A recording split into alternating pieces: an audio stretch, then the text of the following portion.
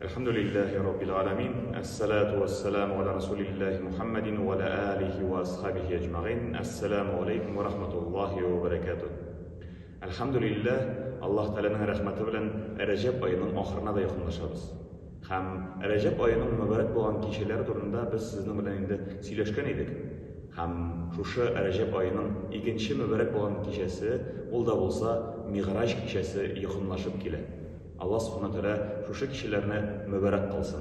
Bu kişinin mübarek buluğu, bu kişinin olulağı nereden turasın degende elbette Peygamberimiz Muhammed Mustafa sallallahu aleyhi ve sellem'nin turmuş yoluna, yani sirasına karab olarak gerek. Hem bu kişini Allah subhanahu wa ta'ala hürmetleyin, Allah subhanahu wa ta'ala şu kişini olulağını göre alamız. Hem elbette Allah subhanahu wa ta'ala şu kişini olulağıyken bizde mümin Müslümanlar hiç şeksiz şu kişiye ezerlenirge deyir. Bu kişi kayşan bulasın deyip etkende hicri kalender boyunca, hicri takvimimiz boyunca, dini kalender boyunca nahmına Recep ayının 26. kişisinden 27. kişisine tababla.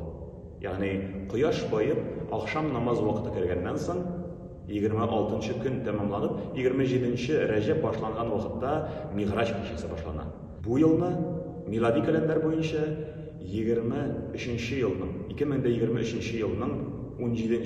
fevral günü nahmına Cuma günü kıyaş bayıp akşam namazı vakti kirgenden son Mi'raj kişisi başlanan.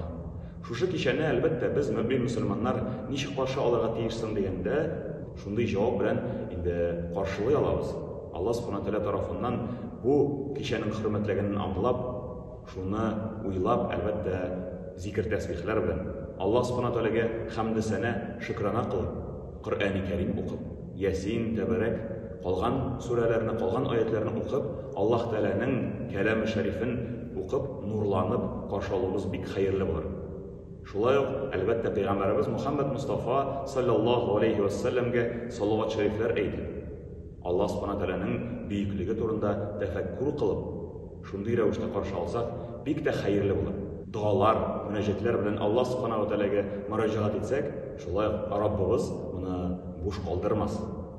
Aldan, şu Cuma kişi aldığından, elbette Pençişembe gününü başlap, uraza tutsak şulay hayırlı olur. Mümkünlüklerimiz olsa bir gün, 2 gün, 3 gün bik hayırlı olur. Çünkü bu vakittagi Recep ayındagi uraza elbette kabul buladıran urazalar. Rabbimiz Allah subhanahu wa ta'ala karşına Peygamberimiz sallallahu aleyhi ve sellem'in kelip basuğı mümin Müslümanlar için nindi derecede bularga mümkünsin deyip soradılar. Hem Peygamberimiz sallallahu aleyhi ve sellem şunday cevap kaytardı. Mümin Müslümanның mi'rajı ol da olsa namaz. Şu bulak, şu mümkünlük, şu fırsat. Rabbimiz karşına basarga tileybiz eken, şu mi'raj vakigasın iske düşürge tiyiş bolabız. Hem Peygamberimiz sallallahu aleyhi ve sellem bizge aytgan sözlerini elbette isimizden çıkarmasga kerak bular. Namaz ol da olsa bir mi'raj. Şu vakigalar bizning üçün bir mümkünlük, bir fırsat. Rabbimizga tag'in yaqinayarga, Rabbimizning rizalığına tag'in bir topqit erishirge, tag'in da yaqinayarga mümkünlük. Elbette bu vakigalarni esga tushirib, bu kunlarni g'aflatda o'tkirmayshi, zikr tasbihda, amal ibodatda o'tkazishga hamma bizga nasib bo'lsin. Allah Teala'nın rizalığına hamma bizga da erishishga nasib bo'lsin. Rabbana atina fid dunya hasanatan va fil akhirati hasanatan va qina azaban nar.